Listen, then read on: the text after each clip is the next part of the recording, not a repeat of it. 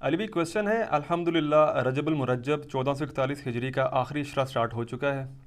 اس حوالے سے ہمارے سب کانٹیننٹ یعنی انڈیا، پاکستان اور بنگلہ دیش کی سوسائٹی میں 27 رجب کو معراج النبی صلی اللہ صلی علیہ اللہ وآلہ علیہ وسلم وآلہ کے وسلم۔ مبارک دن کے طور پر منایا جاتا ہے۔ چنانچہ اسی کانٹیکس میں سب سے زیادہ ڈسکس ہونے والا عقیدہ معراج النبی صلی اللہ علیہ صلی وآلہ اللہ وسلم علیہ کے وآلہ دوران وسلم۔ اللہ تعالیٰ اور اس کے محبوب صلی اللہ علیہ وآلہ وسلم کی ملاقات کے موقع پر اللہ عز و جل کے دیدار کا مسئلہ ہے۔ پلیز اس حوالے سے کتاب و سنت کی روشنی میں امت کی رہنمائی فرمائیے، شکریہ۔ جزاکم اللہ خیرا و احسن الجزا۔ میرے بھائیوں، اس میں کوئی شک نہیں ہے کہ معراج مصطفیٰ صلی اللہ علیہ وآلہ وسلم ہمارے محبوب سید الاولین والآخرین، شفیع المذنبین، رحمت للعالمین، سیدنا و مولانا امام اعظم محمد رسول اللہ صلی اللہ علیہ وآلہ وسلم کے ان 3 معجزات میں سے ایک بڑا معجزہ ہے جن کا ذکر قرآن کے اندر آیا ہے۔ ہمارے محبوب صلی اللہ علیہ وآلہ وسلم کے 3 معجزات ایسے ہیں جن کا ذکر قرآن میں آیا، باقی بخاری اور مسلم میں تو درجنوں معجزات کا ذکر ہے، لیکن وہ 3 معجزے جن کو قرآن نے بھی بیان کیا ہے وہ سب سے زیادہ اہمیت کے حامل ہیں کیونکہ اس کا ذکر قرآن میں ہے۔ ان میں سے نمبر 1 معجزہ، جسے آپ عربی میں آیتن کہتے ہیں، اردو میں آپ معجزہ، عقل کو عاجز کر دینے والی چیز، اللہ کی نشانی، وہ ہے القرآن، جس کا ذکر سورۃ العنکبوت میں آیا کہ یہ نبی علیہ السلام کا واحد معجزہ ہے جس کی بنیاد پہ دعوی نبوت ہے۔ اور بخاری اور مسلم میں بھی کئی احادیث اس کو سپورٹیو ہیں۔ ایک وہ مشہور حدیث ہے بخاری اور مسلم کی کہ اللہ تعالیٰ نے ہر نبی کو کوئی نہ کوئی معجزہ دیا تھا، اور مجھے اللہ نے وحی یعنی قرآن کا معجزہ دیا ہے۔ میں اللہ سے امید کرتا ہوں سب سے زیادہ متبعین قیامت والے دن میرے ہوں گے، کیونکہ میرا معجزہ سب سے زیادہ یونیک ہے، یعنی کتاب کا معجزہ۔ اور دوسرا معجزہ آپ صلی اللہ علیہ وآلہ وسلم کا جو قرآن میں ذکر ہوا وہ شق القمر کا واقعہ ہے، جو سورۃ القمر کے سٹارٹ میں ہی آتا ہے، اقتربت الساعہ، قریب آ گئی قیامت، وانشق القمر، اور شک ہو گیا چاند۔ اس کانٹیکسٹ میں بخاری اور مسلم میں کئی احادیث ہیں کہ نبی صلی اللہ علیہ وآلہ وسلم کے مبارک زمانے میں چاند 2 ٹکڑے ہوا تھا اور پھر دوبارہ سے جڑ گیا۔ تو یہ وہ دوسرا معجزہ ہے جس کا ذکر قرآن کے اندر آیا۔ اور تیسرا معجزہ ہے معراج النبی صلی اللہ علیہ وآلہ وسلم کا معجزہ۔ اس کی کوئی تاریخ ہمیں احادیث کی کتابوں میں نہیں ملتی، نہ کوئی مہینے کا پتہ ہے، یہ اندازہ ہی ہے، بہرحال ہمیں اس سے کوئی غرض نہیں ہے۔ اگر کوئی سمجھتا ہے کہ معراج کا مہینہ ہے اور 27ویں رات ہے اور اس اعتبار سے اس مہینے کے اندر اس واقعے کو یاد کیا جاتا ہے تو اس میں کوئی ایسا مسئلہ نہیں ہے، بشرطے کہ اس میں قرآن و سنت سے جو چیزیں ثابت ہیں وہ بیان کی جائیں، قصے کہانیاں بیان نہ کی جائیں جو اکثر قصے اور کہانیاں بیان کی جاتی ہیں۔ تو یہ 3 معجزات ہیں جن کا ذکر اللہ تعالیٰ نے قرآن میں فرمایا ہے۔ اس میں ٹاپ آف دا لسٹ قرآن، اس کے بعد شق القمر والا یعنی چاند کے 2 ٹکڑے ہونے والا معجزہ، اور تیسرا معجزہ آپ صلی اللہ علیہ وآلہ وسلم کی معراج۔ اور یہ بھی یاد رکھیں، یہ جو معراج ہم عموماً بولتے ہیں یہ بھی غلط العام ہے۔ اصل میں اس معجزے کا نام ہے الاسراء والمعراج۔ نبی صلی اللہ علیہ وآلہ وسلم کا رات کا زمینی سفر الاسراء، اور المعراج اور پھر آسمانی سفر، اور یہ دونوں سفر قرآن کے اندر موجود ہیں۔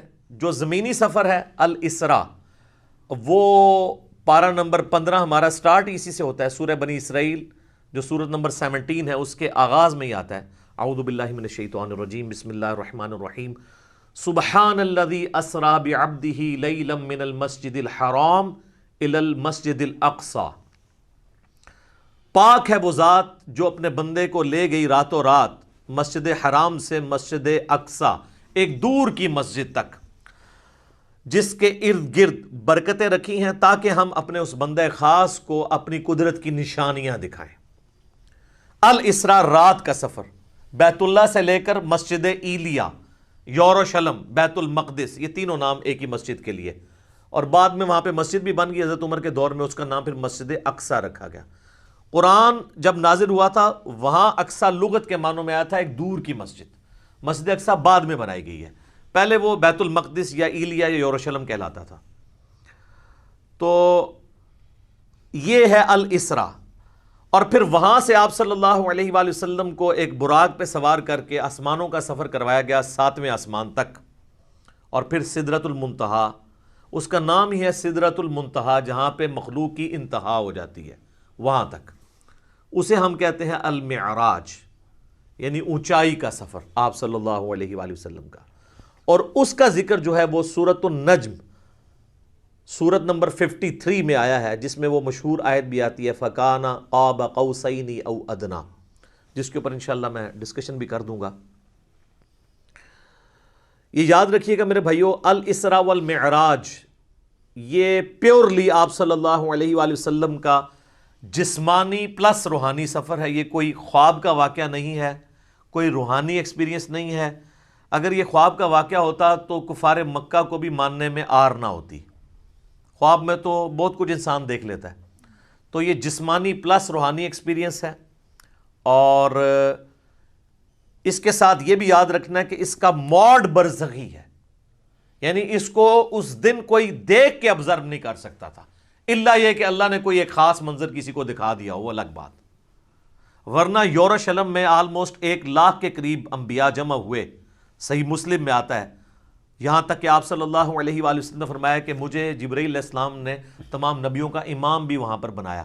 میرے بھائی ہمارے شہر میں 1,00,000 بندہ جمع ہو جائے رات کے وقت تو تھرتھلی پڑ جائے گی، اور اس زمانے کے اندر لیکن کسی نے وہ منظر دیکھا نہیں ہے، وہ ان سین بیریئر تھا۔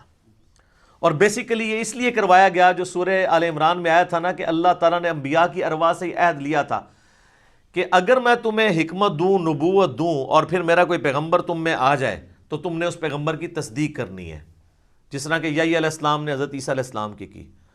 اور نبی صلی اللہ علیہ وآلہ وسلم کی تصدیق تو سب انبیاء نے کرنی تھی، تو وہ اللہ تعالیٰ نے فزیکلی انبیاء کرام کو جو ہے وہ برزخی طور پہ وہاں پہ جمع کر کے اور آپ صلی اللہ علیہ وآلہ وسلم کے پیچھے نماز پڑھوا کے آپ کی امامت کا اعلان کروایا کہ آپ امام الانبیاء ہیں صلی اللہ علیہ وآلہ وسلم، تاکہ سورہ آل عمران کا وہ والا وعدہ پورا ہو۔ وہ بڑا سٹرکٹ وعدہ ہے، اس میں یہاں تک الفاظ ہیں کہ مجھ سے یہ عہد کرو کہ جب میرے پیغمبر آئیں گے تم ان پر ایمان بھی لاؤ گے، ان کی مدد بھی کرو گے، اور میرے ساتھ یہ بھاری ذمہ اٹھاؤ، میں بھی تمہارے ساتھ گواہوں میں شامل ہوتا ہوں، اور اب بھی اگر کسی نے اس عہد کو توڑا تو وہ فاسقوں میں شمار ہوگا۔ یہ اتنے سخت الفاظ انبیاء کرام علیہ السلام کے بارے میں اللہ تعالیٰ نے ارشاد فرمائے۔ تو یہ برزخی اس کا موڈ تھا۔ اب اگر کسی کو شوق ہے کہ جی میں یہ سارا واقعہ ایک ایک احادیث کے انٹرنیشنل نمبرز کے ساتھ دیکھنا چاہتا ہوں، خود سننا چاہتا ہوں، پڑھنا چاہتا ہوں، تو سننے کی حد تک تو ہم نے الحمدللہ اکتوبر 2015 میں، یہ آج مارچ 2020 چل رہی ہے، اکتوبر 2015 میں آلموسٹ سمجھ لیں 4.5 سال پہلے ڈیٹیل 3 لیکچر، مسئلہ نمبر 126 ABC، 3 نشستوں میں آلموسٹ 4.5 گھنٹے کی گفتگو ویڈیو میں ریکارڈ کروا دی ہے، ایک ایک حدیث کا میں نے انٹرنیشنل نمبر بھی بتایا، تو وہ آپ دیکھیں، ہم اس ویڈیو کے نیچے بھی اس کے ڈسکرپشن میں لنک لگا دیں گے۔ اور اس سے بھی بہتر یہ ہے کہ مرنے سے پہلے اے مسلمان کر لے اس پہ غور، کتابوں کا خدا اور ہے، بابوں کا خدا اور، کتابوں کا دین اور ہے، بابوں کا دین اور، کتابوں کی معراج اور ہے، بابوں کی معراج اور، کتابیں خود کھول کے پڑھیں۔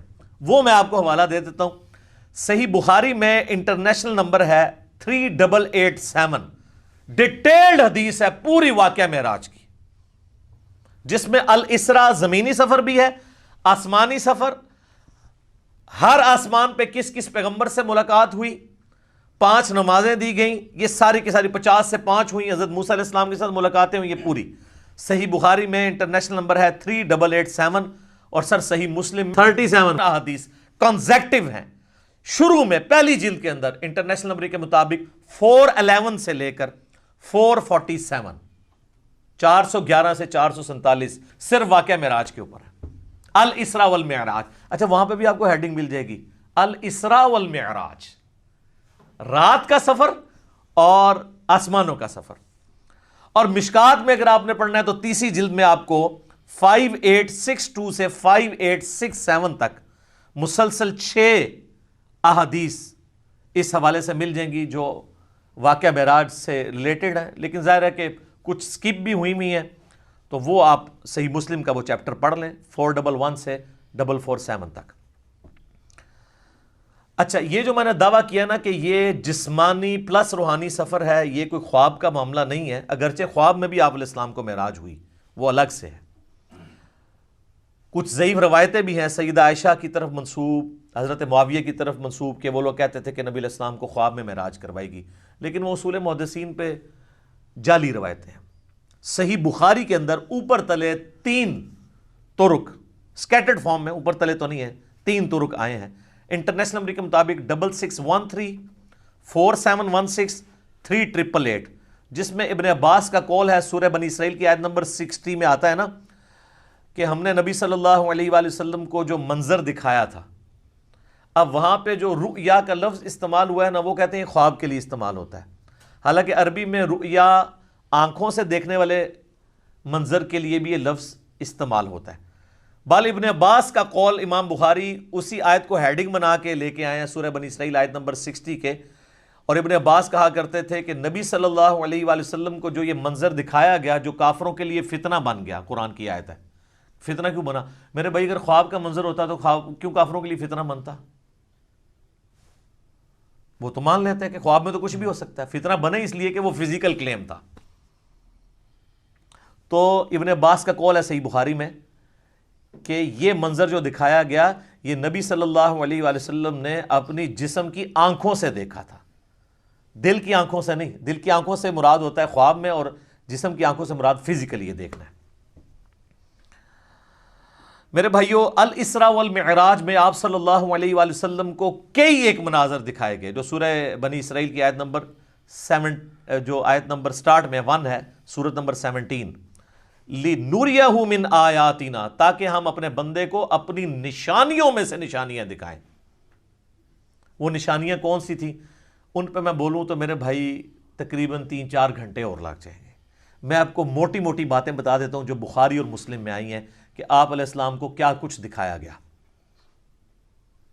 نمبر 1، سٹارٹ ہوا شق الصدر سے، آپ علیہ السلام کا سینہ چاک کیا گیا، بخاری مسلم میں آتا ہے، اور جنت سے سونے کا تشت لا کے آب زمزم کا پانی ڈال کے جبرائیل علیہ السلام نے نبی علیہ السلام کا دل جو ہے وہ دھویا۔ نمبر 2، آپ صلی اللہ علیہ وآلہ وسلم کو، چونکہ آپ مکے میں تھے، ابھی مدینہ آپ نے جانا تھا، راستے میں ایک شہر میں اتارا گیا اور جبرائیل نے کہا کہ یہ طیبہ ہے، مدینہ، جو آپ کا مسکن عنقریب بننے والا ہے ہجرت کے بعد۔ حضور کو اس وقت تک نہیں پتا تھا کہ یہاں سے تو میری دعوت جو ہے وہ ایسی لانچ ہوگی کہ رومن اور پرشین امپائر بھی کچھ نہیں جائیں گی۔ نمبر 3، پھر آپ کو کوہ طور پہ لے جایا گیا، انبیاء کے مقامات پہ۔ سب سے پہلے نبی علیہ السلام کا اپنا مسکن، اس کے بعد پھر طور سینہ کے اوپر، اور کہا گیا کہ یہ وہ ہے جہاں پہ اللہ تعالیٰ نے حضرت موسیٰ علیہ السلام سے کلام کیا تھا۔ نمبر 4، بیت اللحم لے جایا گیا۔ بیت المقدس میں ایک جگہ ہے جہاں پہ حضرت عیسیٰ علیہ السلام کی ولادت ہوئی تھی، تو وہ جگہ بھی دکھائی گئی۔ لہٰذا اس سے امام ابن تیمیہ کے اس عقیدے کا رد ہوا کہ انبیاء کی جو بیٹھنے کی جگہ ہیں ان کا وزٹ کرنا یہ نعوذ باللہ کوئی بدعت ہے۔ نبی علیہ السلام کو تو خود کروائی جا رہی ہے یہ ساری چیزیں، الحمدللہ۔ اور صحیح بخاری میں اوپر تلے 10 احادیث ہیں کہ عبداللہ بن عمر اپنے سفر حج کے دوران ان جگہوں پر نماز پڑھا کرتے تھے جہاں پہ نبی علیہ السلام کے ساتھ جب انہوں نے سفر کیا تھا تو جہاں جہاں اتر کے نماز پڑھی تھی۔ تو اس میں امام بخاری نے باب باندھا ہے کہ نبی علیہ السلام کی جگہوں کو تلاش کر کے وہاں پہ نماز پڑھنا، حتیٰ کہ مسند احمد میں آتا ہے کہ وہ اس جگہ پہ پیشاب بھی کرتے تھے جہاں نبی علیہ السلام نے اپنے سفر حج میں پیشاب کیا تھا۔ بخاری میں الفاظ ہیں نافع کے کہ مسجدیں موجود تھیں راستے میں، مسجد کے پاس نالوں کے قریب جو پتھر تھے وہاں پہ وہ نماز پڑھتے تھے، مسجد میں نہیں پڑھتے تھے۔ وہ کہتے تھے مسجد تو بعد میں بنی ہے، نبی علیہ السلام نے اس پتھر پہ نماز پڑھی تھی۔ یہ اتباع سنت کا جذبہ تھا۔ تو ظاہر نبی علیہ السلام سے لیا۔ 4 چیزیں ہوگی جی، شق الصدر، مدینہ شریف دکھایا گیا، طور سینہ، بیت اللحم، اور اس کے بعد صحیح مسلم میں آتا ہے قبر موسیٰ دکھائی گئی۔ نبی علیہ السلام کہتے ہیں میں نے سرخ ٹیلے کے پاس موسیٰ علیہ السلام کو ان کی قبر میں نماز پڑھتے ہوئے دیکھا، اور اگر میں گزروں میں تمہیں وہ قبر بھی دکھا سکتا ہوں۔ وَقَائِمٌ يُصَلِّي فِي قَبْرِي، وہ کھڑے اپنی قبر میں نماز پڑھ رہے تھے۔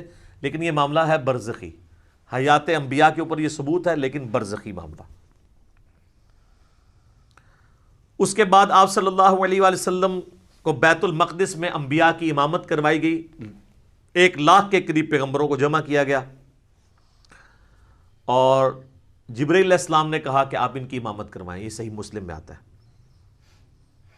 اچھا، پھر دجال دکھایا گیا، یہ بھی آتا ہے بخاری مسلم میں، دجال بھی دکھایا گیا. پھر آپ علیہ السلام کو آسمانوں کی سیر کروائی گئی. پہلے آسمان پہ آدم علیہ السلام سے ملاقات ہوئی، دوسرے پہ حضرت یحییٰ اور عیسیٰ سے، تیسرے پہ یوسف علیہ السلام سے، چوتھے پہ ادریس علیہ السلام سے، پانچویں پہ ہارون علیہ السلام سے، چھٹے پہ موسیٰ علیہ السلام سے، اور ساتویں پہ ہمارے جد امجد سیدنا ابراہیم خلیل اللہ علی نبینا علیہ الصلوۃ والسلام سے ملاقات ہوئی. اس کے بعد آپ علیہ السلام کو جنت اور دوزخ بھی دکھائی گئی، ٹائم میں ٹریول کروا کے جو مستقبل کا وقت تھا وہ پہلے دکھا دیا گیا. لوگ کہتے ہیں ابھی تو لوگ دوزخ اور جنت میں پہنچے نہیں، تو حضور نے کیا دیکھا؟ بھئی اللہ نے وقت. اور آپ یہ دیکھ لیں، یہ سب کچھ منظر کتنے زمانے میں طے ہوا ہوگا، لیکن ایک رات میں سب کچھ ہو گیا. صرف بیت المقدس اور خانہ کعبے کے درمیان جو فاصلہ ہے اس زمانے میں 40 دن کی مسافت تھی، وہی نہیں طے ہو سکتی تھی. اللہ اکبر. اسی لیے تو وہ آتا ہے نا المعجم الکبیر طبرانی کے اندر، اور دلائل النبوہ امام بیہقی کی کتاب کے اندر، اور کئی کتابوں کے اندر، کہ لوگوں نے آ کے حضرت ابوبکر کو کہا نا کہ تمہارا ساتھی تو یہ کہہ رہا ہے کافروں نے چھیڑنے کے لیے، اور انہوں نے کہا اگر وہ کہہ رہے ہیں تو میں تصدیق کرتا ہوں. تو اسی پر آپ کا لقب صدیق رکھا گیا کہ آپ علیہ السلام کی تصدیق کرنے والے. اس کے بعد بیت المعمور دکھایا گیا، بخاری مسلم میں آتا ہے. 7ویں آسمان کے اوپر اسی خانہ کعبہ کی سیدھ میں ایک گھر ہے جس کا طواف فرشتے کرتے ہیں، بیت المعمور، وہ دکھایا گیا. اور سب سے بڑھ کے آپ کو سدرۃ المنتہا تک لے جایا گیا. یہ آخری حد ہے. زمین سے جتنی مخلوقات ہیں یا فرشتے ہیں وہ بھی سدرۃ المنتہا سے آگے نہیں جا سکتے. اس کا نام ہی ہے انتہا، مخلوق کی انتہا ہے. باقی لوگوں نے آگے کہانیاں بنا لی ہیں کہ جی نبی علیہ السلام سدرۃ المنتہا سے بھی آگے چلے گئے. بالکل جھوٹ ہے. یہ آپ کی انتہا تھی، اور آگے پتہ نہیں کیا کیا کہانیاں بنائی ہوئی. کہتے ہیں عرش پہ جوتیوں سمیت چلے گئے. یہ تو اتنا بڑا جھوٹ ہے کہ احکام شریعت میں احمد صاحب بریلوی صاحب نے لکھا ہے کہ یہ جو معرج النبوہ کتاب جس میں یہ باتیں لکھی ہیں، یہ ہے تو سنی عالم ہے لیکن ہر طرح کی جھوٹی سچی روایتیں لکھ دیتا ہے. یہ محض باطل بات ہے کہ نبی علیہ السلام اپنی مبارک جوتیوں کے ساتھ عرش پہ گئے ہیں. یہ اعلیٰ حضرت نے لکھا ہے کہ یہ جھوٹی بات ہے. تو عرش پہ جانے والی کوئی بات نہیں ہے. ہاں قصے کہانیوں میں آپ مزے لے لے کے بیان کریں.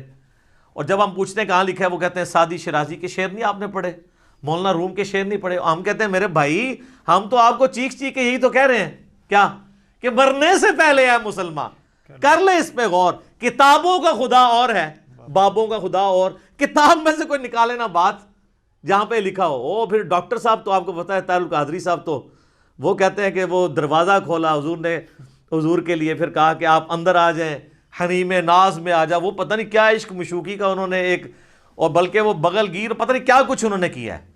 اور طارق جمیل صاحب نے بھی اسی سے ملتی جلتی باتیں کی ہیں. وہ قاب قوسین او ادنا وہ پوری کر کے بتاتے ہیں. انشاءاللہ اینڈ پہ ڈسکس کرتا ہوں. تو میرے بھائی یہ کتابوں کی بات ہو رہی ہے. اور سدرۃ المنتہا ہی پہ اللہ تعالیٰ کی ملاقات ہوئی اپنے محبوب علیہ السلام کے ساتھ. اور سورۃ النجم میں اس کا ذکر ہے. وہاں پہ اللہ تعالیٰ نے وحی بھی کی آپ علیہ السلام کو. صحیح مسلم میں آتا ہے کہ 3 چیزیں آپ کو وہیں پہ عطا ہوئیں. نمبر 1 5 نمازیں. وہ ڈیٹیل بخاری مسلم میں آتی ہے کہ 50 تھی، کم ہوتے ہوئے موسیٰ علیہ السلام کے پاس جب وہ آتے تھے نا 6ٹھے آسمان کے اوپر، تو کہتے تھے حضرت زیادہ ہیں، کم کروائیں. ایک پھیرے ہی بس اور لگنا سی، وہ کون ہی لگیا، ورنہ وہ 5 کم ہوتے 5 تک رہ گئی. پھر اس میں الفاظ ہیں بخاری مسلم میں، اللہ نے کہا کہ میرا قول بھی نہیں بدلے گا، تمہاری امت پڑے گی 5. سورۃ الانعام میں ہے کہ 1 نیکی 10 کے برابر ہے، تو میں ان کو ثواب 10 کا ہی دوں گا. 1 کے بدلے 10 کا، تو نمازیں 50 کے ہی ثواب ملے گا 5 کے گیز بھی. دوسرا تحفہ دیا گیا سورۃ البقرہ کی آخری 2 آیات. صحیح مسلم میں آتا ہے آمن الرسول بما انزل الیہ من ربہ والمؤمنون.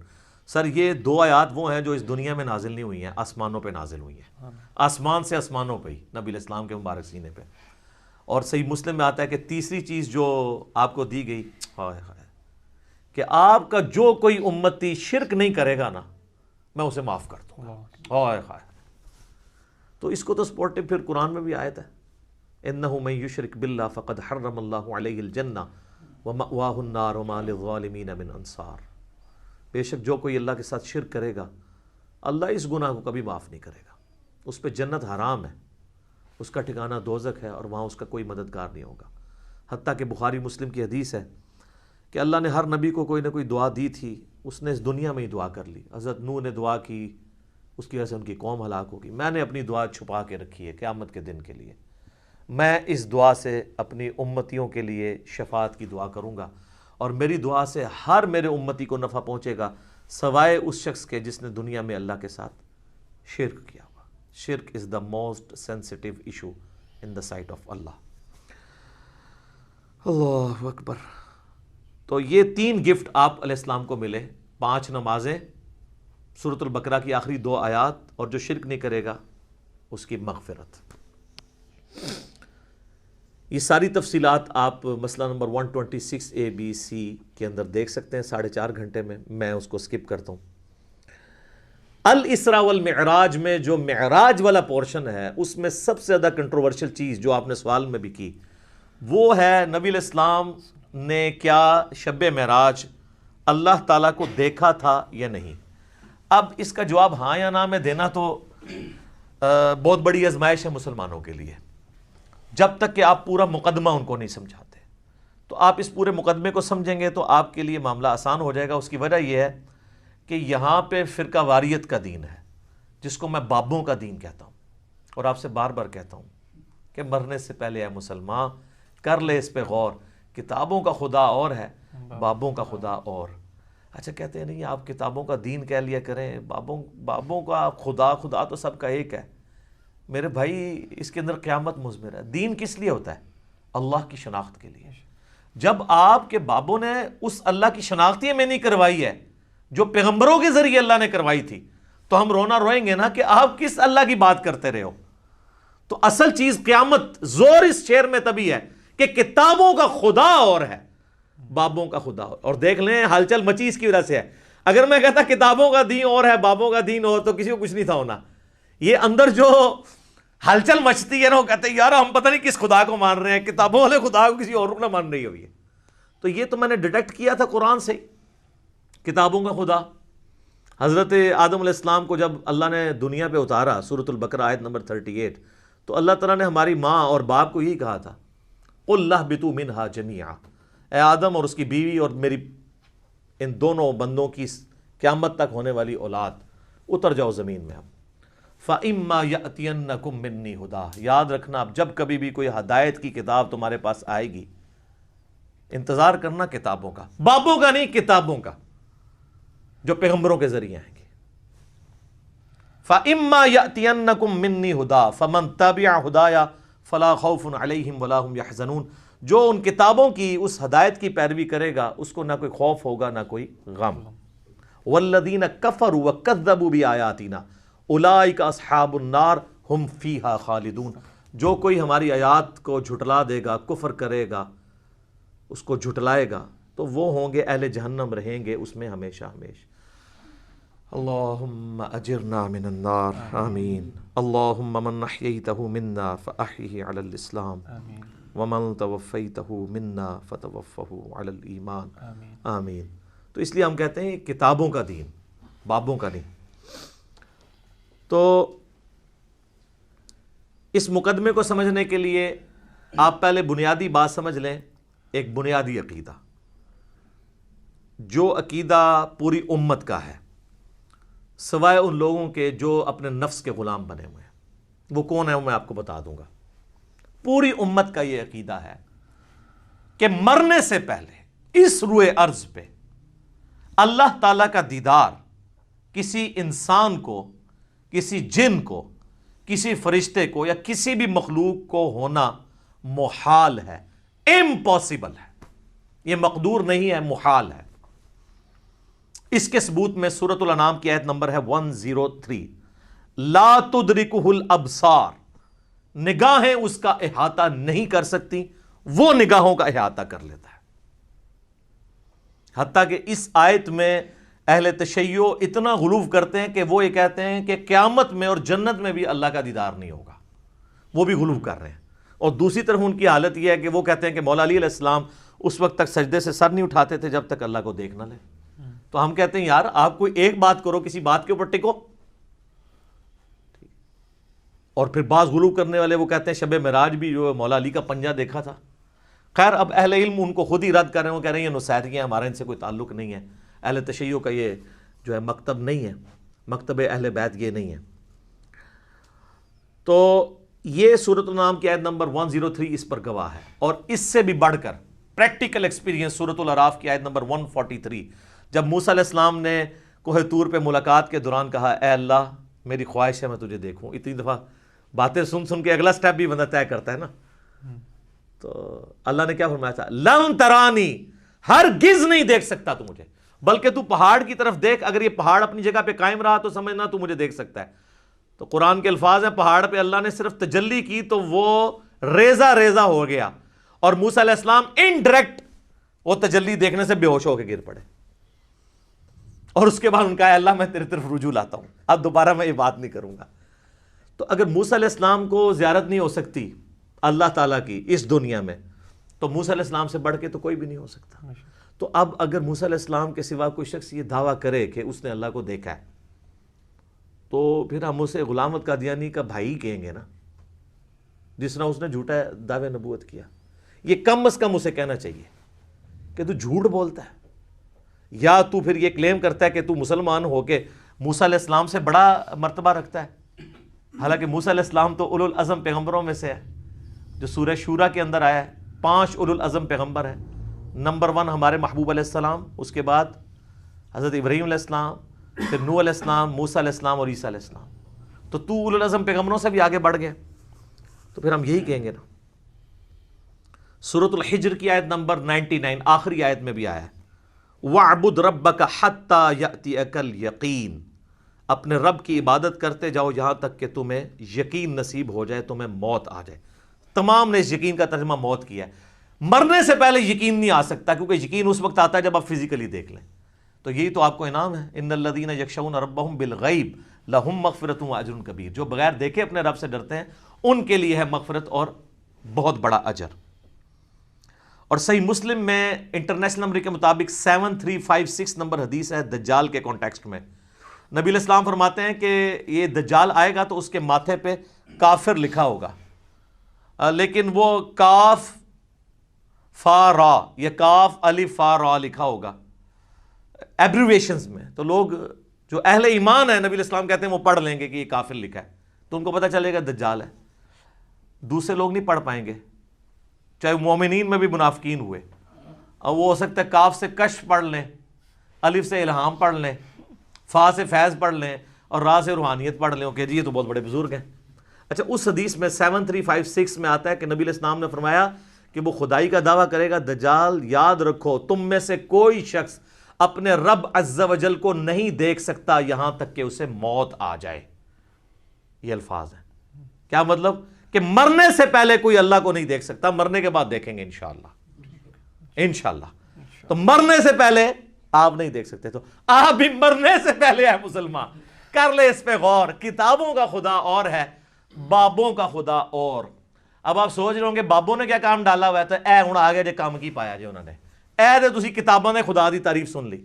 بابوں نے کیا کام ڈالا ہے جناب؟ تذکرۃ الاولیاء شیخ فرید الدین عطار المتوفی 627 ہجری کی کتاب ہے, جو بریلوی اور دیوبندی دونوں چھاپ رہے ہیں اور کہہ رہے ہیں سارے اولیاء کے حالات زندگی اس میں لکھے ہوئے ہیں. ایسی کو کتاب نہیں, اس میں بایزید بستامی کی معراج لکھی ہوئی ہے, المتوفی 261 ہجری. ان کا امام ابو یزید بستامی اور میرا امام ابو الحسین مسلم بن حجاج القشیری المتوفی 261 ہجری. وہ بھی 261 میں فوت ہوئے ہیں, یہ بھی 261 میں فوت ہوئے ہیں. تو وہ کہتے ہیں انہوں نے معراج میں وہ عرش تک پہنچ گئے اور اللہ کو دیکھا, مشاہدہ کیا. اور باقاعدہ چیپٹر ہے بایزید بستامی کی معراج تذکرۃ الاولیاء میں. بخاری مسلم کو چھوڑ کے ان کے پیچھے پڑے ہوئے ہیں. اور یہ آپ کو حوالے اس کے تذکرۃ الاولیاء کے فضائل اعمال میں ملیں گے, فضائل سنت میں بھی, تبلیغی جماعت کی کتاب میں بھی, دعوت اسلامی کی جماعت کی کتاب میں بھی. یعنی دونوں بھاری فرقے بریلوی اور دیوبندی اس کو لے کے چل رہے ہیں. پھر کشف المحجوب جو اس سے بھی پہلے لکھی گئی 200 سال پہلے, علی بن عثمان حجویری المتوفی 465 ہجری, انہوں نے کشف المحجوب میں بایزید بستامی کے بارے میں کلیم کیا ہے کہ وہ جب حج کرنے کے لیے گئے تو پہلی دفعہ گئے تو صرف کعبہ دیکھا تو کہتے ہیں میرا حج نہیں ہوا، اگلی دفعہ گئے تو کعبہ بھی دیکھا اور کعبے کے رب کو بھی دیکھا تو کہتے ہیں پھر بھی میرا حج نہیں ہوا، تیسری بار گئے تو صرف اللہ کو دیکھا، کعبہ ہی غائب تھا، تو ان کا اب میرا حج ہوا ہے۔ فزیکلی دیکھا۔ اگر کہتا نہیں یہ خواب میں دیکھنا ہے تو سر میرا معصومانہ سوال ہے کہ خواب کا پیکج موسیٰ ابن عمران علیہ السلام کو آفر کیوں نہیں ہوا، جن کو سورۃ الاعراف کی آیت نمبر 143 میں کہا گیا لن ترانی، موسیٰ تو مجھے نہیں دیکھ سکتا، انہوں نے آگے سے توبہ کی۔ تو اگر بازید والا عقیدہ ان کا ہوتا تو کہتے ہیں اللہ توبہ خواب ہی کرا دے، بازید نو تے بائی کرانی ہے نا، کہانیاں جھوٹ کوڑ۔ ہن مزہ آیا۔ حضرت ابو ہریرہ نوں بھی غصہ آندا سی تو اپنی حبشی لینگویج وچ بولدے سن، کوڑ، پنجابی کہتے ہیں جھوٹ نو۔ اچھا جی، شیخ زکریا کاندلوی نے کتاب لکھی ہے فضائل حج۔ حاجیوں کو تبلیغی جماعت والے بچارے میرے بولے بھائی، تبلیغی جماعت میری جماعت ہے، کافی سارے لوگوں کو اب بات سمجھ آ گئی ہے الحمدللہ، ہم محبت کرتے ہیں ان کے جذبے کی، لیکن یہ کچھ آپ کی کتابوں میں میرے بھائی لکھا ہوا ہے۔ فضائل حج میں لکھا ہوا ہے سر، اتنا مزیدار واقعہ ہے یہ، ابھی تک ویسے میں نے نا کسی ویڈیو میں بیان نہیں کیا، آج آپ سنیں اور مزہ لیں۔ وہ لکھتے ہیں کہ جی محدث عبد الرزاق مسجد نبوی میں بیٹھ کے درس حدیث دے رہے تھے۔ آپ پتہ محدث عبد الرزاق کون ہے؟ امام بخاری اور امام مسلم کے استاد ہیں جی، بخاری مسلم نے ان سے حدیثیں لی ہوئی ہیں محدث عبد الرزاق سے۔ یہ وہی ہیں جن کی مصنف عبد الرزاق ہے، دو ہیں نا کٹھی لکھی گئی، مصنف ابن ابی شیبہ اور مصنف عبد الرزاق۔ سر اے او جے اے عبد الرزاق تھوڑا کرکٹر نہیں ہے، پاویں سمجھو۔ محدث عبد الرزاق بیٹھے ہوئے 3 صدی ہجری کے اندر بڑے اماموں میں سے وہ حدیثیں بیان کر رہے ہیں، تو وہ کہتے ہیں ایک بزرگ کا بیان ہے کہ ان کو حضرت خضر علیہ السلام کی ملاقات ہوئی۔ حضرت خضر علیہ السلام کے اوپر میرا کلپ دیکھ لیں، اللہ فضل تب یہ صاف ہو جائے گی۔ تو کہتے ہیں وہ بزرگ کہتے ہیں کہ مجھے ایک دن خضر کی ملاقات ہوئی مسجد نبوی میں، تو میں نے کہا کہ خضر یہ بتائیے آج تک آپ کو کوئی ایسا شخص ملا ہے جو مرتبے میں آپ سے بھی بڑا ہو؟ ہائے ہائے ہائے ہائے۔ ان کا ہاں جی ایک بندہ ملا ہے۔ ان کا جی کیسے؟ وہ کہتے ہیں جی ایک دن میں مسجد نبوی میں تھا۔ اچھا، حضور کی پوری زندگی میں حضرت خضر کو توفیق نہیں ہوئی ہے مسجد نبوی میں جانے کی، جو ان کے خضر ہیں جھوٹے۔ حضور کی وفات کے بعد وہاں حالانکہ قرآن میں تو سورہ آل عمران میں حکم تھا کہ اے پیغمبرو جب میرا پیغمبر آ جائے تو تم نے اس کی مدد بھی کرنی ہے۔ نہ غزوہ بدر لڑی، نہ احد لڑی، نہ خندق لڑی، حضور دی وفات تو بعد مسجد نبوی بیٹھے ہیں۔ اچھا جی، کہانی ہے نا، خضر تو وہ ہے ہی نہیں ہے، میں نے بتایا، وہ آپ لیکچر میں نہ دیکھ لیں۔ کہتے ہیں جی وہ حضرت خضر کہتے ہیں کہ ایک شخص بیٹھا ہوا تھا، محدث عبد الرزاق حدیثیں بیان کر رہے تھے، اور پاس ہی ایک نوجوان جو ہے نا وہ اپنا سر اپنے گریبان میں ڈالے بیٹھا ہوا تھا۔ تو ظاہر یہ صوفی ہوتے ہیں نا جو یہ کام کرتے ہیں، قرآن حدیث کا درس ہی سن نہیں سکتے کیونکہ ان کے خلاف ہے، علم و بس کرنی ہو یار۔ تو کہتے ہیں حضرت خضر کہتے ہیں میں بڑا حیران ہوا کہ محدث عبد الرزاق یہاں پہ درس دے رہے ہیں، اتنے بڑے محدث، اور یہ بندہ علیحدہ بیٹھا ہوا ہے۔ تو کہتے ہیں میں اس کے پاس چلا گیا، تو وہ یوں ہی بیٹھا تھا، تو میں نے اس سے پوچھا کہ تو عبد الرزاق سے حدیثیں کیوں نہیں سنتا؟ اس زمانے میں تو اس کے پائے کا محدث کوئی نہیں ہے۔ تو وہ آگے سے کہتا ہے کہ لوگ عبد الرزاق سے حدیثیں سنتے ہیں اور میں ڈائریکٹ رزاق سے سنتا ہوں۔ استغفر اللہ، لعنت اللہ علی الکاذبین۔ سر یہ دعویٰ رسول اللہ کے بعد اگر کوئی کرے تو یا تو اس کا ذہنی توازن بگڑا ہوگا یا غلام احمد قادیانی کا بھائی ہوگا۔ صحیح بات، تبھی قلم اٹھا سکتے ہیں نا آپ کہ ذہنی توازن بگڑا ہو۔ صحیح بخاری میں تعلیقاً مولا علی کا قول ہے، اور سنن ابن ماجہ میں مرفوع پوری مولا علی نے ہی نبی علیہ السلام سے روایت کیا کہ 3 لوگوں سے اللہ نے قلم اٹھا لیا ہے۔ نمبر 1 سویا ہوا شخص، نمبر 2 بالغ نابالغ، اور نمبر 3 مجنون، مجذوب، پاگل، جو مرضی کہہ دو، شطحیات والا۔ اچھا، وہ کہتے ہیں کہ جی وہ حضرت خضر پریشان ہو گئے کہ بھی یہ کیڑا جڑا کہتے ہیں ڈائریکٹ اللہ کو سننا۔ تو حضرت خضر کہتے ہیں میں نے پوچھا کہ اچھا تجھے اگر اتنا ایمان ہے تو بتا میں کون ہوں؟ تو کہتے ہیں جی اس نے کہا کہ نظر اٹھا کے کہا، انہوں نے کہا اگر میں غلط نہیں ہوں تو خضر ہے. کہتے میں ڈر گیا. تو کہا یہ مجھے ایک بندہ ملا جو مرتبے میرے سے اوپر سے. اے جی جناب کہانیاں تے اس لیے میں نے بیان کیا کہ یہ حضرت موسیٰ علیہ السلام اور پیغمبروں کے مقابلے پہ انہوں نے اپنے بابے بنائے ہوئے ہیں. تو اب ہم ان کو صرف پیار سے ہی کہہ سکتے ہیں کہ مرنے سے پہلے اے مسلمان کر لے اس پہ غور، کتابوں کا خدا اور ہے، بابوں کا خدا اور. تو آپ لوگوں نے مایوس نہیں ہونا. ان لوگوں کے بارے میں تو مجھے یقین ہے کہ یہ لوگ تو اللہ کے دیدار سے محروم ہوں گے جنہوں نے بد عقیدگیاں پھیلائی ہیں، لیکن آپ لوگ مایوس نہ ہوں. ہر مؤمن کو قیامت کے دن اللہ تعالیٰ کا دیدار ہوگا اور جنت میں بھی دیدار ہوگا انشاءاللہ تعالیٰ. اس پہ درجنوں احادیث بخاری مسلم کی اور قرآن کی آیات بھی گواہ ہیں. اور آپ دیکھیں دنیا میں بھی اللہ نے ایک تھوڑا سا ماڈل رکھا ہوا ہے. نماز مؤمن کی معراج ہے. کیوں کہا جاتا ہے؟ نماز معراج النبی میں تحفہ ملا ہے. وہاں سدرۃ المنتہا پہ اللہ اور نبی نے ڈائریکٹ باتیں کی تھیں حجاب کے اندر، وہ میں بعد میں حدیث بتاؤں گا. آپ یہاں دنیا پہ بیٹھ کے اللہ سے باتیں کر سکتے ہیں نماز کی حالت میں. باقی یہ جو کہانی مشہور ہے نا کہ یہ معراج النبی کی گفتگو ہے اللہ کی اور نبی علیہ السلام کی التحیات للہ والصلوات والطیبات، یہ بالکل کہانی ہے، یہ کسی حدیث میں نہیں آئی ہے. بخاری مسلم میں تو واضح آیا ہے. صحابہ کرام کہتے ہیں رسول اللہ صلی اللہ علیہ وآلہ وسلم نماز کا تشہد ہمیں قرآن کی طرح سکھاتے تھے. ابن مسعود کہتے ہیں کہ میرے ہاتھ کو نبی علیہ السلام نے اپنے دونوں مبارک ہاتھوں میں لے کے مجھے یہ سکھایا تھا التحیات للہ والصلوات والطیبات. تو یہ نبی علیہ السلام نے سکھایا ہوا ہے، اس کا معراج کے ساتھ کوئی تعلق نہیں ہے. یہ کہانی ہے جو آپ بچپن سے سارے سنتے ہیں. جی نبی علیہ السلام نے کہا التحیات للہ والصلوات والطیبات، اللہ نے کہا السلام علیکہ ایھا النبی ورحمۃ اللہ وبرکاتہ. تو نبی علیہ السلام نے نعوذ باللہ پھر کریکشن کی اور کہا السلام علینا وعلی عباد اللہ الصالحین. اور پھر فرشتوں نے کہا اشہد ان لا الہ الا اللہ واشہد ان محمدا عبدہ ورسولہ. ایک کہانی ہے سر، کڈی وڈی کہانی ہے اور بچپن تو سن رہے ہو. آج تک کسی مولوی کو پوچھا ہے اے وہ کہانی جڑا بریلوی بھی بیان کرتا ہے، دیوبندی بھی بیان کرتا ہے، اہل حدیث بھی بیان کرتا ہے، کسی نے نہیں پوچھا لکھی کہاں ہوئی یہ کہانی ہے. سورۃ القیامہ کی آیت نمبر 22 اور 23 میں آیا ہے، اللہ تعالیٰ نے فرمایا وجوہ یومئذ ناظرہ، اس دن ایسے چہرے ہوں گے جو تر و تازہ ہوں گے، الی ربہا ناظرہ، اپنے رب کی طرف دیکھ رہے ہوں گے. جو تر و تازہ چہرے ہوں گے وہ اپنے رب کی طرف دیکھ رہے ہوں گے. اچھا بعض لوگ کہتے ہیں نہیں جی وہ یہاں دیکھنے سے مراد ہے کہ وہ رحمت کا انتظار کر رہے ہوں گے. وہ جنہوں نے نہیں ماننا تو یہ جو سورۃ الفجر کی آیت ہے وَجَاءَ رَبُّكَ وَالْمَلَكُ صَفًّا صَفًّا، قیامت والے دن اللہ اور فرشتے قطار در قطار اس دنیا پہ اتریں گے، کیونکہ میدان محشر اس دنیا میں عدالت لگنی ہے. تو جیسا اللہ کی شان کے لائق ہے وہ زمین پہ اترے گا.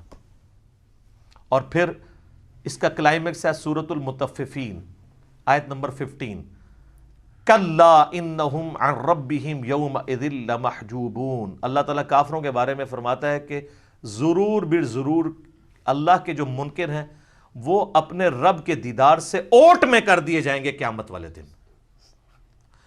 اچھا اللہ کے دیدار سے اوٹ میں کر دیے جائیں گے کافر، تو اس کے اندر کیا امپلائیڈ ہے کہ اہل ایمان حجاب اٹھا دیا جائے گا، کیونکہ اللہ کے آگے تو کوئی حجاب نہیں آ رہا نا، اللہ کے سامنے تو کوئی چیز چھپی نہیں ہوئی ہے. یہ بندے اور اللہ کے درمیان حجاب ہے، کافر کے درمیان آ جائے گا مومن کا اٹھ جائے گا. یہ واضح ثبوت ہے. لہذا شیعہ کا موقف جو ہے باطل ہے. بلکہ میں شیعہ کو دعوت دوں گا کہ اللہ کے بندو ہماری نمازوں عبادات ان ساری چیزوں کا کیا حاصل ہونا ہے کہ اگر ہم جنت میں پہنچ جائیں اور تب بھی اپنے رب کو نہ دیکھ سکیں. قرآن کی درجنوں آیات میں جو اللہ تعالیٰ بار بار کہتا ہے کہ بغیر دیکھے اپنے رب سے ڈرتے ہیں، تو یہ پردہ آخر اٹھنا ہے نا کبھی، اس دن اٹھنا ہے کہ جس دن اللہ تعالیٰ نے یہ امتحان میں آپ کو پاس کر دینا ہے کہ ہاں جی تم بغیر دیکھے ڈرتے تھے نا، اب اس کا انعام ہے، مجھے دیکھ لو. یہ تو امپلائیڈ ہے اس کے اندر، ورنہ تو دین کی لذت ہی ختم ہے اگر قیامت میں جنت میں اللہ کا دیدار نہیں ہے. بخاری مسلم میں درجنوں احادیث ہیں.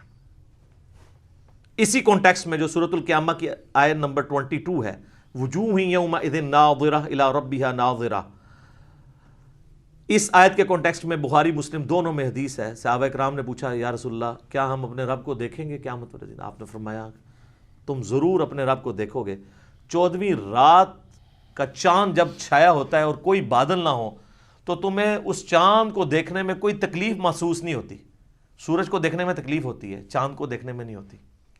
بالکل اس طریقے سے تم اپنے رب کو بھی دیکھو گے اور تمہاری آنکھوں پہ کوئی سٹرین نہیں آئے گا، جیسا کہ اس کی شان کے لائق ہے، تم اپنے رب کو دیکھو گے انشاءاللہ تعالی۔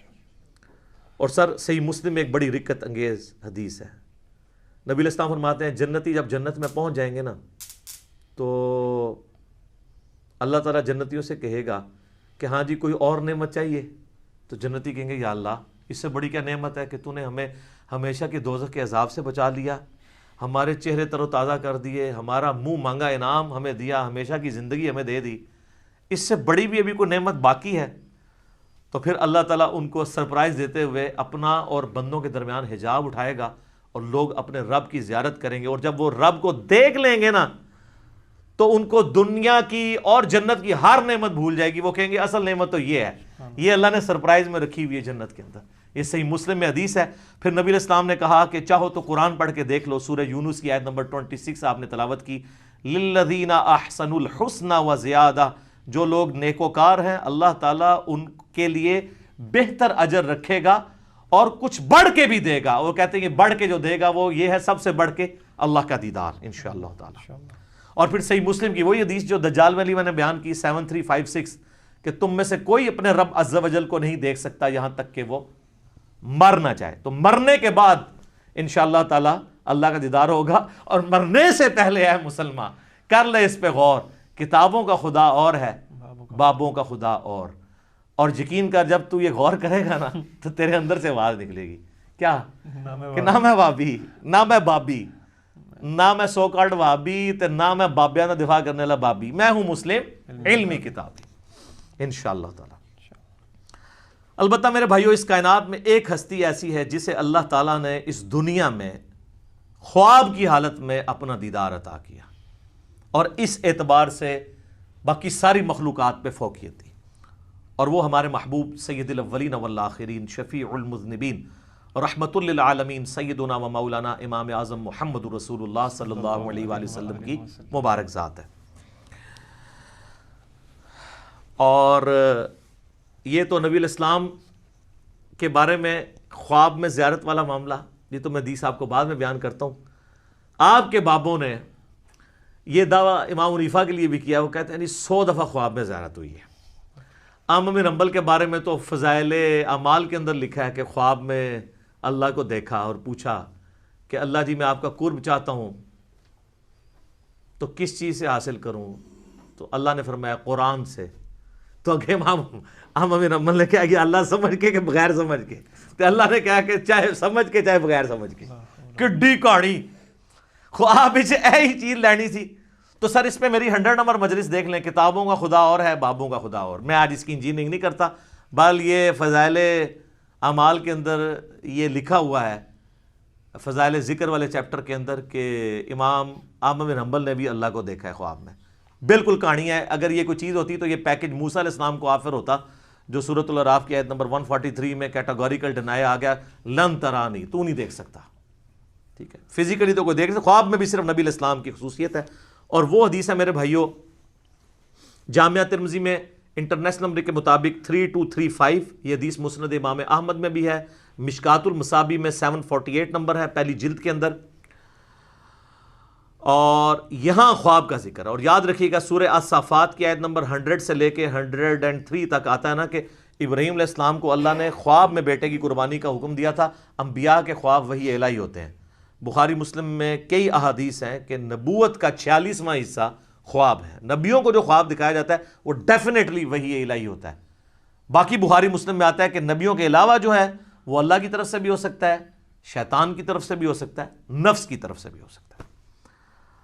تو یہ ترمذی میں جو حدیث ہے، مسند احمد میں بھی، مشکات المصابیح میں بھی، اور اس حدیث کے ساتھ امام ترمذی نے لکھا ھذا حدیث حسن صحیح، یہ حدیث حسن صحیح ہے۔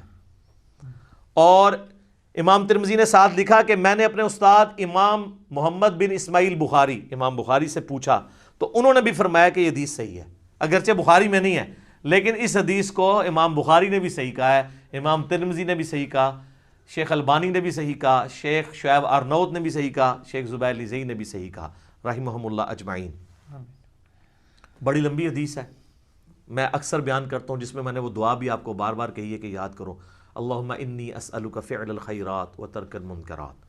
اس میں الفاظ ہیں جو آج کی ضرورت ہے کہ میں نے خواب میں اپنے رب کو بڑی خوبصورت صورت میں دیکھا، اور پھر یہ بھی الفاظ ہیں کہ اللہ تعالیٰ نے میرے دونوں شانوں کے درمیان اپنا ہاتھ مبارک رکھا، اور میں اس کی تشبیہ بھی نہیں دوں گا کیونکہ لیس کمثلہ شیء، اللہ کی مثل کوئی شے نہیں، حتیٰ کہ میں نے اس کی انگلیوں کے پوروں کی ٹھنڈک اپنے قلب پہ محسوس کی جیسا کہ اس کی شان کے لائق ہے۔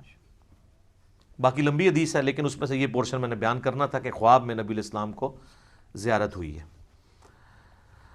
اب یہاں پہ یاد رکھیے گا، ایک بہت میں آپ کو کرٹیکل پوائنٹ دینے لگا ہوں۔ اگر کوئی شخص اللہ ہی کو دیکھ لے تو اب کائنات میں کوئی غیب ایسا رہ گیا جو اس کے لیے اٹریکٹیو ہو؟ اس سے بڑی تو کوئی چیز نہیں ہے۔ تو پھر قیامت والے دن نبی علیہ السلام کے لیے اللہ نے کیا انعام رکھا ہوا ہے؟ آپ کو تو دنیا میں مل گیا سب کچھ۔ ہمیں تو کہا گیا نا سورۃ الملک کی آیت نمبر 12 میں، ان الذین یخشون ربہم بالغیب لہم مغفرۃ و اجر کبیر، جو بن دیکھے اپنے رب سے ڈرتے ہیں ان کے لیے مغفرت اور بہت بڑا اجر ہے۔ اور آپ نے سن لیا کہ جنت میں اللہ کا دیدار، قیامت میں اللہ کا دیدار۔ تو نبی علیہ السلام نے اگر دنیا میں ہی اللہ کو دیکھ لیا تو نبی علیہ السلام کے لیے پھر کون سا انعام رہے گا؟ تو اس کے اندر امپلائڈ ہے کہ نبی علیہ السلام کے لیے انعام یہ ہے کہ دنیا میں دیکھا ہے خواب کی حالت میں، فزیکل ہی نہیں دیکھا، دل کی آنکھوں سے دیکھا ہے۔ فزیکل دیکھنا ابھی باقی ہے ان کا بھی، وہ حضور کے لیے ابھی بھی غیب کی چیز ہے، تو آپ علیہ السلام کے لیے بھی انعام باقی ہے۔ تو جو لوگ اس دنیا میں حضور کا فزیکل دیکھنا مانگتے ہیں یا شب معراج فزیکل دیکھنا مانگتے ہیں، تو ان کے لیے علمی چیلنج ہے کہ پھر بتاؤ کہ نبی علیہ السلام کے لیے قیامت اور جنت میں اور کون سا انعام ہوگا اس سے بڑھ کے، اگر آپ اپنا سب سے بڑا انعام پہلے ہی اویل کر چکے ہیں۔ اور یہ پوائنٹ جس شخصیت نے ہائی لائٹ کیا ہے، میں اس کا کریڈٹ اسی کو دیتا ہوں، مولانا اسحاق صاحب رحمہ اللہ تعالی، المتوفی 213 عیسوی مطابق 28 اگست 2013۔ انہوں نے یہ چیز ہائی لائٹ کی تھی، اور یہ میں نے نہ آج تک کسی کتاب میں پڑھی نہ کسی اسکالر سے سنی۔ اسکالر نے بیچارے نے کیا بیان کرنا ہے، یہ مولانا اسحاق کو کریڈٹ جاتا ہے کہ انہوں نے یہ ایسا علمی، آپ کہتے ہیں وہ جس طرح وہ تاش میں کہتے ہیں نا یکا پھینکنا، کہ بتاؤ کہ اگر حضور نے بھی اللہ تعالیٰ کو فزیکلی دیکھ لیا جو تمہارا کلیم ہے، تو حضور علیہ السلام کے لیے تو اب کوئی چیز نہیں رہے گی باقی۔ تو خواب میں ہی دیکھا، فزیکلی نہیں دیکھا، شب معراج بھی دیکھا تو پردے میں دیکھا، فزیکلی نہیں دیکھا۔ وہ انشاءاللہ اب میں اس کے اوپر ڈسکشن کرتا ہوں آخر میں۔ شب معراج میں صحابہ اکرام علیہم رضوان کی 3 آراء پائی جاتی ہیں دیدار خداوندی عز و جل کے حوالے سے۔ پہلی رائے یہ ہے جو صحیح بخاری اور صحیح مسلم میں سیدنا عبداللہ ابن مسعود رضی اللہ تعالیٰ عنہ سے جب پوچھا گیا کہ یہ جو سورۃ النجم کی آیت نمبر 9 ہے، فَكَانَ قَابَ قَوْسَيْنِ أَوْ أَدْنَىٰ، وہ دونوں اتنے قریب ہوئے کہ 2 کمانوں کے درمیانی فاصلہ بلکہ اس سے بھی کم۔ اور پھر اگلی آیت سورۃ النجم کی آیت نمبر 11، مَا كَذَبَ الْفُؤَادُ وَمَا رَأَىٰ، دل نے جو کچھ دیکھا اس کو جھٹلایا نہیں ہے۔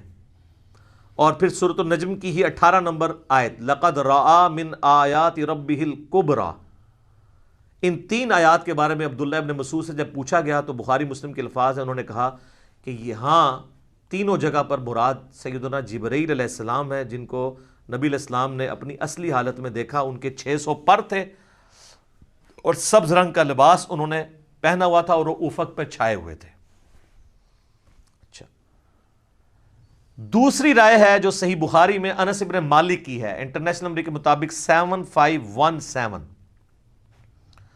وہ فَكَانَ قَابَ قَوْسَيْنِ أَوْ أَدْنَىٰ سے مراد اللہ اور اس کے نبی علیہ السلام کا قرب کہتے ہیں۔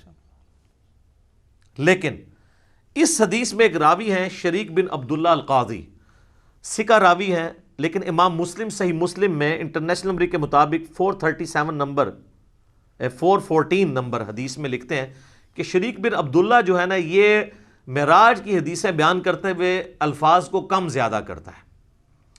ابن حجر اسقلانی بھی کہتے ہیں کہ یہ شریک بن عبداللہ القاضی جو ہے، یہ جو روایت بیان کرتا ہے نا، یہ اس معراج کا ذکر ہے جو خواب میں ہوئی تھی۔ خواب میں بھی علیحدہ سے معراج ہوئی ہے، ایک فزیکل معراج ہے جس کو ہم ڈسکس کر رہے ہیں۔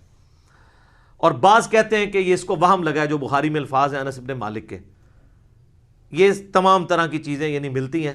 بہرحال یہ انس بن مالک کا اگر موقف ہے، لیکن اس میں بھی دیکھنے کا ذکر نہیں ہے، صرف قرب کا ذکر ہے سدرۃ المنتہا کے موقع پر. تو کوئی حرج نہیں اگر کوئی قرب کی بات کرتا ہے، دیکھنے کا پھر بھی یہاں پہ ذکر کوئی نہیں ہے. اچھا، انس بن مالک رضی اللہ تعالیٰ عنہ کے اس عقیدے کو سپورٹیو ابن عباس کی رائے ہے صحیح مسلم میں 437 نمبر حدیث میں. انہی 3 آیات سورۃ النجم آیت نمبر 9، 11 اور 18 کے بارے میں جب ان سے پوچھا گیا تو انہوں نے کہا کہ رآہ بفؤادہ مرتین، نبی علیہ السلام نے دل کی آنکھوں سے اپنے رب کو 2 دفعہ دیکھا، یعنی ان آنکھوں سے نہیں دیکھا. اور ابن عباس وہی ہیں جن کے بارے میں صحیح بخاری میں ہم پہلے سن چکے. وہ کہتے ہیں کہ واقعہ معراج جو ہے یہ آنکھوں کا ایکسپیرینس ہے، لہذا وہ آنکھوں کا ایکسپیرینس ماننے کے باوجود دل سے دیدار کی بات کر رہے ہیں. تو دل سے دیدار خواب کی حالت میں ہے، یہ اس کی بات کر رہے ہیں. واقعہ معراج والی میں بھی اگر کریں گے تو دل سے دیکھنے سے مراد کیا ہے، پھر وہ اس کو سپورٹیو اگلی حدیثیں آئیں گی سیدنا ابو ذر غفاری والی. لیکن یہاں پہ میں ایک حدیث بتاؤں، جامعہ ترمذی میں بھی مشکات میں بھی ہے کہ ابن عباس نے کہا لقد را محمد ربہ، بے شک محمد نے اپنے رب کو دیکھا. تو اکرمہ نے کہا کہ حضرت سورۃ الانعام کی آیت نمبر 103 ہے لا تدرکہ الابصار، اللہ کو تو آنکھیں دیکھ نہیں سکتی، تو آپ ہمیں کہہ رہے ہیں کہ نبی علیہ السلام نے اللہ کو دیکھا. تو فرمایا کہ یہ اس وقت ہے جب اللہ تعالیٰ اپنے نور کے ساتھ تجلی فرمائے. یہاں دیکھنے سے مراد دل سے دیکھنا ہے، تو وہ تو دل سے دیکھنا خواب میں دیکھنا جو ترمذی سے بیان کر دیا. تو ابن عباس بھی یہ مانتے ہیں کہ اللہ تعالیٰ کی جو نورانی تجلی، جو اللہ تعالیٰ کی ذات ہے، اس کو نبی علیہ السلام نے نہیں دیکھا. بعض لوگ ان حدیثوں سے سہارا لیتے ہیں لیکن اس کی ایکسپلینیشن اسی میں موجود ہے. پھر صحیح مسلم میں ایک حدیث ہے 443. ابو ذر غفاری کہتے ہیں کہ میں نے رسول اللہ سے پوچھا کہ نبی علیہ السلام یہ بتائیے کہ کیا آپ نے معراج میں اپنے رب کو دیکھا تھا؟ تو سر اب آپ لوگ بھی مان جائیں. رسول اللہ نے فرمایا کہ میں رب کو کیسے دیکھ سکتا ہوں، وہ تو نور ہے. کلیئر ہو گیا. اچھا، اس سے اگلی حدیث ہے صحیح مسلم میں 444. ایک تابعی کہتے ہیں ابو ذر غفاری سے کاش میں رسول اللہ کے زمانے میں ہوتا نا تو حضور سے ایک سوال ضرور کرتا. تو ابو ذر غفاری نے کہا کون سا سوال؟ اس نے کہا میں نے حضور سے پوچھنا تھا کہ یا رسول اللہ آپ نے شب معراج اللہ کو دیکھا ہے کہ نہیں. اس سے کم از کم یہ تو کلیئر ہوا کہ صحابہ کے زمانے میں بھی یہ بحثیں چلتی تھی، لہٰذا یہ آج کل جو ان باتوں میں کتاب و سنت بیان کرتے ہیں تو اس کو یہ صوفی ٹائپ لوگ کہتے ہیں، یہ لوگ جو ہیں یہ وہابی ہیں، یہ گستاخ ہیں، یہ حضور کی کمزوریاں تلاش کرتے ہیں. ان کے لیے بہت بڑی پھکی ہے کہ یہ سارے پھر اس زمانے میں موجود تھے. تابعین کہہ رہے ہیں ابو ذر غفاری کو کہ ہم حضور کے زمانے میں ہوتے ہیں نا تو حضور سے پوچھتے کہ یا رسول اللہ آپ نے اس کا مطلب تابعین کو صحابہ نے یہ عقیدہ نہیں بتایا. Point to be noted. تو ابو ذر غفاری نے کہا او بچے تو نے کیا پوچھنا ہے، میں خود پوچھ چکا ہوں حضور سے. اچھا، تو وہ کہتے ہیں میں نے جب رسول اللہ سے پوچھا تھا تو آپ علیہ السلام نے فرمایا کہ میں نے شب معراج ایک نور دیکھا تھا. یہ نہیں کہا، سوال ہو رہا ہے کہ کیا آپ نے اللہ کو دیکھا تھا، تو جواب میں ہونا چاہیے تھا ہاں میں نے اللہ کو دیکھا. جواب کیا دیا؟ میں نے ایک نور کو دیکھا تھا. ابو ذر غفاری کہہ رہے ہیں کہ حضور نے مجھے یہ جواب دیا. اس کی ایکسپلینیشن اس سے اگلی حدیثوں میں ہو رہی ہے. سر امام مسلم نے یقین کرے نا، وہ کہتے ہیں نا ایک سجی پھر کھبی پھر اتو پھر تلو، کنزیکٹیو حدیثاں جی 443 444 اور اس سے اگلی 445 اور پھر اس سے اگلی 446 ابو سعید خدری سے کہ نبی علیہ السلام نے فرمایا کہ اللہ کا اپنی مخلوق سے جو پردہ ہے وہ نور کا پردہ ہے، اگر وہ نور کا پردہ ہٹ جائے تو مخلوق تباہ و برباد ہو جائے، تجلی کی تاب نہیں لا سکتی. تو وہ جو آیا مسلم میں کہ میں نے نور دیکھا تھا تو وہ کیا تھا؟ اللہ اور محمد رسول اللہ کے درمیان وہ پردہ تھا، کیونکہ اگلی حدیثوں میں آتا ہے کہ نور وہ پردہ ہے.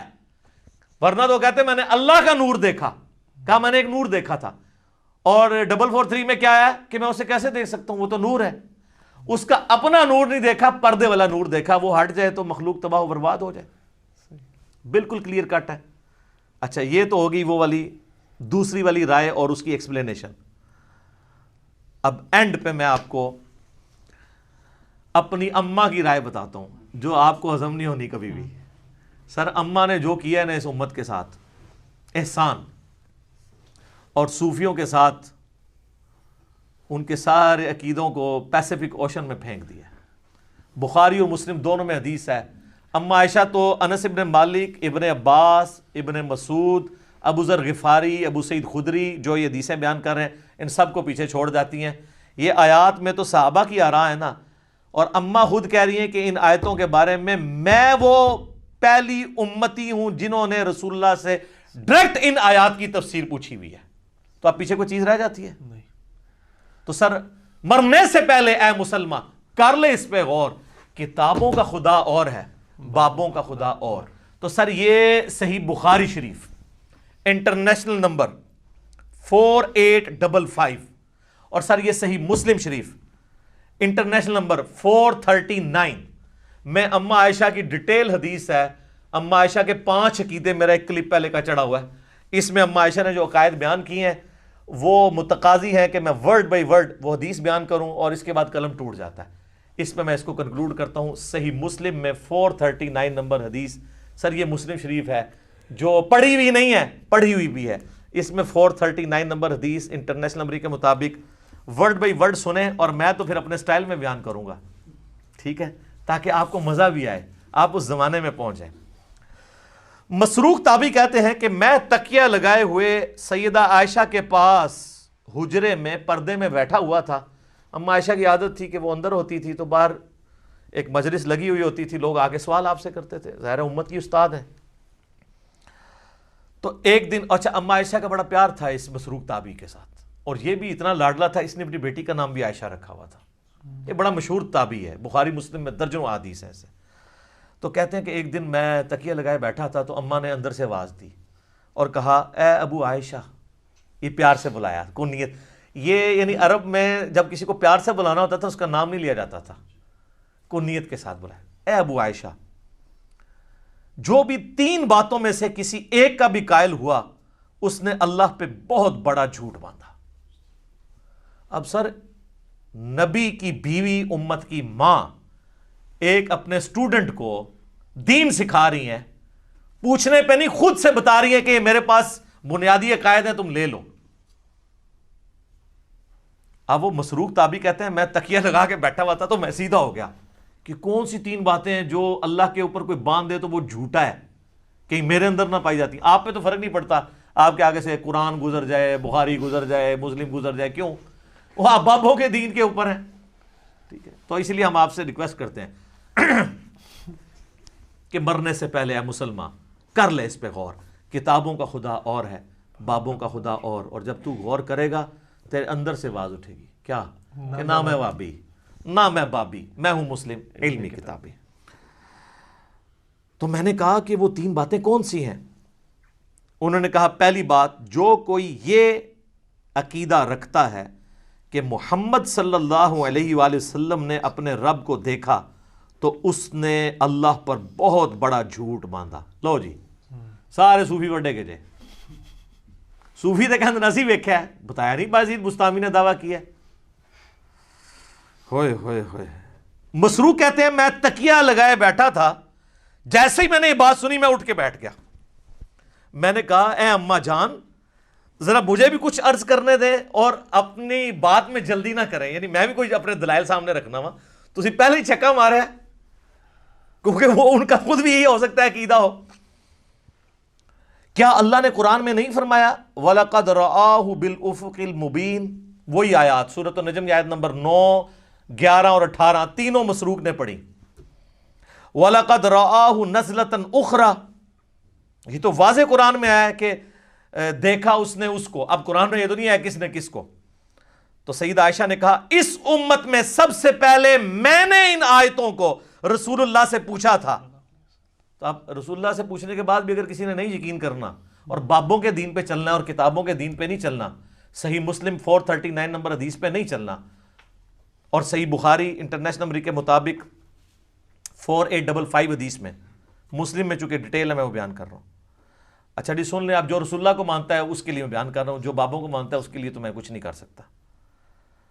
تو آپ علیہ السلام نے فرمایا کہ ان آیات میں مراد جبرائیل علیہ السلام ہے، یعنی میں نے جبرائیل علیہ السلام کو دیکھا، میں نے ان کو ان کی اصلی صورت پر دیکھا اور 2 بار ایسا ہوا۔ ان آیات میں اسی کا ذکر ہے کہ ان کو وہ اس وقت وہ اتر رہے تھے آسمان سے، اور ان کے تن و توش کی بڑائی نے آسمان سے زمین تک روک رکھا تھا، افق پہ پھیلے ہوئے تھے، وہی جو عبداللہ ابن مسعود نے کہا۔ اب یہ سیدہ عائشہ نے جو یہ حدیث بیان کی ہے نا کہ نبی علیہ السلام سے خود ہی پوچھ لیا تو ان کا جبرائیل ہے، تو اما عائشہ اب مزید علمی دلائل سامنے رکھ رہی ہیں اسی عقیدے پہ۔ سورۃ الانعام کی آیت نمبر 103 پڑھی، لا تدرکہ الابصار وہو یدرک الابصار، جو ہم پہلے ڈسکس کر چکے۔ نگاہیں اس کا احاطہ نہیں کر سکتی، وہ نگاہوں کا احاطہ کر لیتا ہے۔ اور کہا مسروق تو نے یہ آیت نہیں قرآن کی پڑھی ہوئی؟ اور کیا تو نے یہ نہیں سنا کہ اللہ فرماتا ہے وَمَا كَانَ لِبَشَرٍ أَن يُكَلِّمَهُ اللَّهُ إِلَّا وَحْيًا أَوْ مِن وَرَاءِ حِجَابٍ أَوْ يُرْسِلَ رَسُولًا۔ سورہ شورى کی آیات کہ کسی انسان کی تو یہ اہلیت ہی نہیں ہے کہ اللہ تعالیٰ اس سے کلام کرے سوائے اس کے کہ اس پہ وحی کر دے، یعنی چپکے سے اس کے دل میں بات ڈال دے، یا حجاب میں گفتگو کرے جس طرح کہ سدرۃ المنتہا پہ ہوئی، یا اس کی طرف کوئی رسول بھیجے یعنی جبرائیل علیہ السلام کو پیغمبر۔ تو حضرت عائشہ نے اپنی دلیل میں رسول اللہ کی بات بھی کی اور قرآن کی آیات بھی کوٹ کی، اور اماں تو سیدھی آیتیں ہی کوٹ کرتی تھی، ٹھیک ہے، حدیث بھی کوٹ کی ہے نا، کہہ دو اماں منکرین حدیث میں سے تھی، نہیں، پہلے انہوں نے حدیث کوٹ کی ہے، بعد میں قرآن کی آیات کوٹ کی ہے۔ مسروق دوسری بات یہ ہے کہ جو کوئی خیال کرے کہ رسول اللہ صلی اللہ علیہ وآلہ وسلم نے اللہ کی کتاب میں سے کچھ حصہ چھپا لیا تھا تو اس نے بڑا جھوٹ باندھا۔ اب ایسی سلسلہ خاص گلاں خاص نو، میرا پچھلے دن کلپ ریکارڈ ہو گیا حضرت ویسے کرنی والا اور علم لدنی والا، حضرت خضر علیہ السلام والا، وہ دیکھ لو، میں ساری کہانیاں نہ دکھو لین، تخت بلقیس والا بھی دیکھ لیں، سب کچھ ٹھپے گئے نا۔ تو اما عائشہ کہتی ہیں جس نے کہا نا رسول اللہ نے کچھ چھپا لیا تھا، یہ بھی کہتے ہیں خاص باتیں خاص لوگوں کو بتائی تھی، اس نے بھی اللہ پر جھوٹ باندھا۔ کیا تم نے قرآن میں اللہ کا فرمان نہیں سنا، یا ایھا الرسول بلغ ما انزل الیک من ربک وان لم تفعل فما بلغت رسالتہ، اے رسول اللہ جو آپ کی طرف نازل ہوا ہے اللہ کی طرف سے وہ اپنی امتیوں تک پہنچا دیں، اور اگر آپ نے نہ پہنچایا اس کو تو آپ نے رسالت کا حق نہیں ادا کیا۔ تو رسول اللہ نے سارا دین سب کو ٹرانسفر کیا۔ علم لدنی پہ میرا حضرت خضر علیہ السلام والا کلپ دیکھ لیں، میں نے پوری ان کی کہانیاں کھول کھول کے بیان کی ہیں بخاری مسلم سے، وہاں بھی آیت کوٹ کی تھی۔ اچھا، اور پھر کہا مسروق تیسرا عقیدہ یہ ہے کہ جو کوئی کہے کہ رسول اللہ یہ جان لیتے تھے کہ کل کیا ہونے والا ہے، یعنی آئندہ کا حال، علم غیب، تو اس نے بھی اللہ پر جھوٹ باندھا، کیونکہ اللہ تعالیٰ قرآن میں فرماتا ہے قُلْ لَا يَعْلَمُ مَنْ فِي السَّمَاوَاتِ وَالْأَرْضِ الْغَيْبِ إِلَّا اللَّهُ، اے نبی فرما دو آسمانوں اور زمین میں غیب کو کوئی نہیں جانتا سوائے اس کے۔ ہاں اس کے بتانے سے اگر کوئی غیبی خبر دے وہ الگ معاملہ ہے، لیکن مطلقاً علم الغیب اس کے ساتھ خاص ہے، عالم الغیب وہ ہے۔ اماں نے جناب تینوں عقیدے کلیئر کرتے، اور یہ بھی کہا کہ رسول اللہ صلی اللہ علیہ وآلہ وسلم سے میں نے خود تصدیق کی ہے، اور پھر قرآن کی آیات بھی کوٹ کی۔ تو ہم تو یہی کر سکتے تھے کہ کھول کھول کے چیزیں بیان کر دیتے، میرے خیال ہے اس کے بعد کوئی گنجائش نہیں رہی ہے۔ میں نے اس پہلے سوال کو تفصیلاً اس لیے بیان کیا تاکہ کسی کے ذہن میں اگر کوئی وسوسہ ہے تو وہ کلیئر ہو جائے، کیونکہ یہ رجب المرجب کا آخری عشرہ ہے، معراج کے اوپر باتیں ہو رہی ہیں، انشاءاللہ ہماری یہ ویڈیو اپلوڈ ہوگی۔ اور اب میں کیا کروں میرے بھائی، اتنے میں فی البدی حوالے اس میں دے دیتا ہوں کہ اس کے اوپر پھر ہمیں ریفرنسز لگاتے ہوئے ڈزنز آف ورکنگ آور چاہیے ہوتے ہیں۔ تو بہرحال میں نے اوورآل آپ کو ایک پورا جہاں پہ کریٹیکل نمبرز تھے وہ بتا دیے ہیں، اور حوالے ہم اس میں نہ بھی لگائیں، آپ خود ان حوالوں تک پہنچ جائیں گے۔ اللہ تعالیٰ سے دعا ہے کہ ہمیں معراج مصطفیٰ صلی اللہ علیہ وآلہ وسلم کے بارے میں صحیح عقیدہ رکھنے کی توفیق عطا فرمائے، اور کتاب و سنت والا عقیدہ رکھنے کی توفیق عطا فرمائے، آمین ثم آمین۔ ٹھیک ہوگا؟